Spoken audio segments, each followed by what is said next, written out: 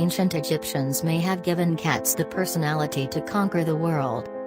Around 1950 BCE, someone painted an unusual creature on the back wall of a limestone tomb some 250 kilometers south of Cairo. With its long front legs, upright tail, and triangular head staring down an approaching field rat, it is unmistakably a domestic cat, the first appearance in the art of ancient Egypt. In the centuries that followed, cats became a fixture of Egyptian paintings and sculptures, and were even immortalized as mummies, as they rose in status from rodent killer to pet to god. Historians took all this as evidence that the ancient Egyptians were the first to domesticate the feline. That is, until 2004, when researchers discovered a 9,500-year-old cat buried with a human on the Mediterranean island of Cyprus, revealing that cats had been living with people thousands of years before Egypt even existed. A new study could put Egypt back in the limelight. A genetic analysis of more than 200 ancient cats suggests that, even if the animals were domesticated outside Egypt, it was the Egyptians who turned them into the lovable fur balls we know today. It's even possible they domesticated cats a second time. It's a very nice piece of work, says Salima Ikram, an expert on ancient Egyptian animals and cat mummies at American University in Cairo. The idea that the Egyptians helped shape the modern cat, she says, makes perfect sense. The study has its roots in an ancient graveyard on the west bank of the Nile River in southern Egypt. In 2008, archaeozoologist Wim van Neer of the Royal Belgian Institute of Natural Sciences in Brussels unearthed the remains of 6 cats, a male, a female, and 4 kittens, that appear to have been cared for by people nearly 6,000 years ago. Although younger than the Cyprus cat, the discovery made Van Neer wonder whether prehistoric Egyptians could have independently domesticated the modern feline.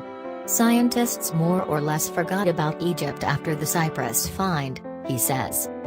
He gathered hundreds of cat specimens, bones, teeth, and mummies from across Africa, Europe, and the Middle East dating from about 7000 BCE to the 19th century CE. Then, he teamed up with more than 24 researchers who drilled into the remains for mitochondrial DNA, genetic material inherited solely from the mother and found in the cell's energy-generating machinery. In 2007, other researchers had analyzed the DNA of modern cats to show that all living domestic cats trace their ancestry to the Near Eastern wildcat Felis sylvestris libica, a small, sandy-colored feline that looks like a mackerel tabby. This subspecies contains felines with 5 unique genetic signatures in their mitochondrial DNA. We mapped what we knew about the age and location of our ancient cats onto these signatures to figure out how the earliest cats spread out over time, says University of Oslo postdoc Claudio Ottoni, who carried out the genetic analysis in the new study.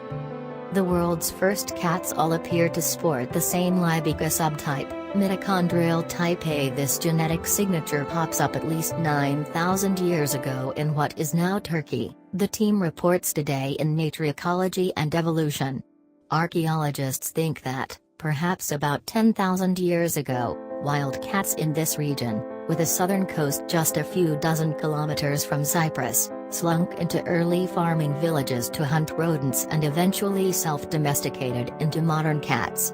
By 6,500 years ago, these type A cats began appearing in southeastern Europe, the team found, possibly following migrating farmers. After that, cats infiltrated the rest of Europe, Africa, and Asia. But that's only half the story. Most of the Egyptian cat mummies sport a different Libica subtype, type C, which first appears in the team samples around 800 BCE. It's possible that the type C cat could have been living in Egypt much earlier. The early graveyard study didn't yield any usable DNA. Cats with this genetic signature appear to have been incredibly popular. By the 5th century CE, they spread through Europe and the Mediterranean. And during the first millennium CE, they came to outnumber type A cats 2 to 1 in places like western Turkey. The ancient Egyptians may have been responsible for this popularity. The Egyptians were the first people to have the resources to do everything bigger and better, says Carlos Driscoll, the World Wildlife Fund Chair in Conservation Genetics at the Wildlife Institute of India in Dehradun, who led the 2007 study. That ability may have extended to breeding cats.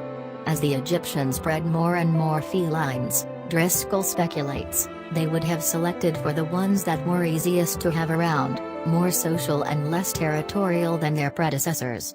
They turbocharged the tameness process.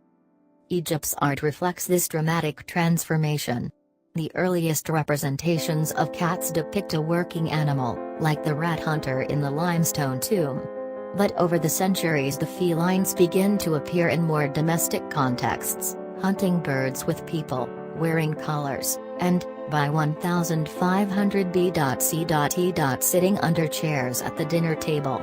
They go from being a slaughterer of mice to a couch potato, says Eva Maria Giegel, an evolutionary geneticist who oversaw the study with molecular biologist Thierry Grange, both at the Jacques Monod Institute in Paris.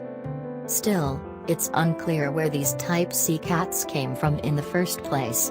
Egyptian wild cats may carry this genetic signature, so type A cats from Turkey may have made their way to Egypt and mated with them. Or the ancient Egyptians may have independently domesticated cats from local type C wild cats.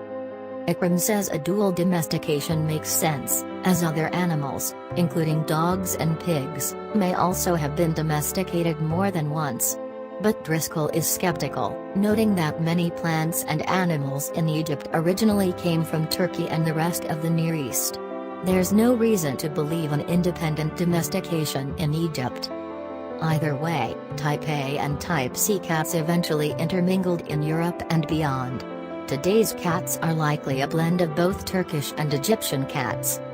And they underwent another dramatic transformation. A separate analysis of the genes for coat color showed that the coat pattern of cats, which had gone unchanged from the striped sandy appearance of its wild cat ancestors for thousands of years, began to vary, with a blotched tabby look appearing around the 14th century CE. Dogs and horses changed coat patterns much earlier in their domestication, suggesting that when it came to cats, people were more interested in how they acted than in how they looked. The only thing they had to do was to get better at living with people, Driscoll says. And this paper gives clues to how that happened. In the meantime, Van Neer still hopes to find out whether the Egyptians independently domesticated cats.